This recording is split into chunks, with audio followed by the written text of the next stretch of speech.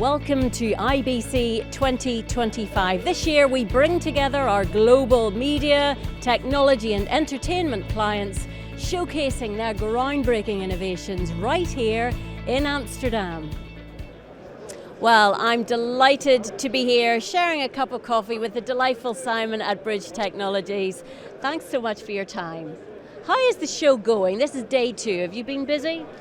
You know, I actually are as tired as I usually are on day 3, on day 1. Well, that's a good sign. It is a good sign. We have a record amount of meetings. We had some interesting breakthroughs.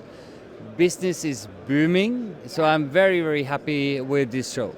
Okay, when I hear industry breakthroughs, I want to hear more. You know, this industry has been kind of working towards IT-fication, if you like.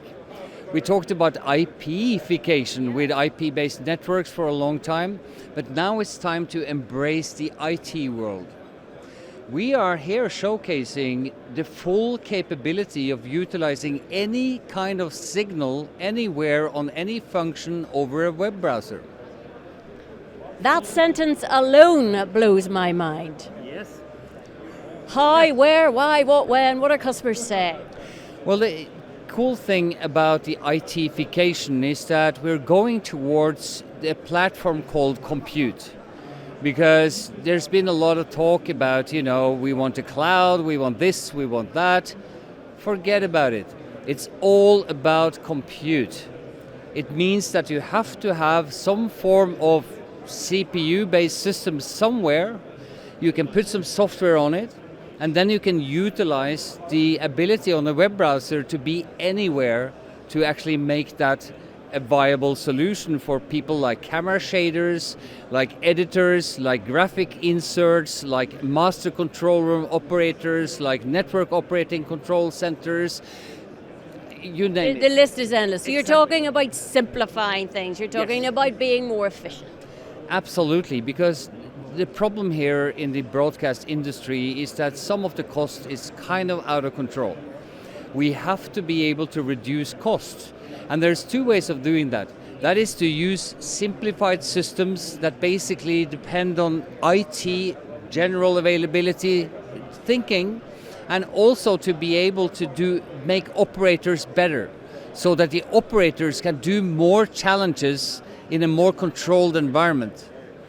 We don't have time anymore to educate all of these fantastic creative operators to all of the nooks and crannies of specialist systems. It has to be simplified. That's very important. And that's a big, big trend across the industry, isn't it? It was a really exciting time for the industry. Absolutely, because either you embrace this change and try to lead it, or you're kind of trapped by its change just happening. We believe we are capable of leading some of that change to make sure that we can actually embrace the best tools from the IT industry, but with the broadcast flair. And that's how you stay ahead of the curve. Yes, Banham. So what kind of conversations are you having? What specifically are you showcasing at the stand? Well, we are showcasing a couple of technology demonstrations because we do have pre-installed software on our own kind of appliances. We do have embedded systems, which we had for kind of 21 years. And then we have software-only solutions, which can be installed on clients' computers or in the cloud-ish, if people choose to do so. And then we have, of course, very modern Docker-based container systems, which can then be orchestrated by third-party systems. So we have the kind of full range. Many of these things are not commercially available yet. Yet. Exactly, because we don't believe the market is kind of ready for a lot of these things, because we actually want to earn money. That's why we're here, or one of the reasons we're here. And the market is not kind of ready for that kind of granularity, but we're showcasing it as technology demos just to make sure that people understand that, yes, we do have it when it will be possible to release it into the wild. And when do you think it will be possible to release it into the wild, as you put it? Well, it's a kind of interesting question. I would love to be objective about this and say maybe in the next kind of 12 to 18 months, the marketplace will mature. It's depending on the marketplace. So you just see how it goes. It's easy to see why the stand is so busy. It's actually very true what you're saying. We've been super busy because everybody needs scalable solutions. A lot of talk is being done about software, blah, blah, blah, blah, blah. But first of all, software deployed on third-party platforms, it needs to work. It needs to work together with other systems, it needs to be super stable, and it needs to be profitable. Yeah. All of those criteria are not met yet. So that's why I'm saying, I'm not trying to be coy or anything, I'm just saying that it takes a while before the marketplace is ready. We have the technology, and people are very confident because that means that they can deploy and buy stuff today and be able to upgrade and enhance in the future because we already have those solutions. And solutions is what it's all about, Simen. It really is, because, you know, we're really trying to make the creatives, the fantastic people that actually makes media business go around better. And that means that they need better tools, because the old way of doing media, well, it's an old way. Yeah. Now we need to enhance that way, learn from the old and contribute to betterment. That's very, very important. You've got to keep moving and evolving. You just can't, I mean, the industry's changing so much. Blink for a minute, and you've missed out. Absolutely, and remember that most of the broadcast industry hasn't changed for 50 years. Yeah.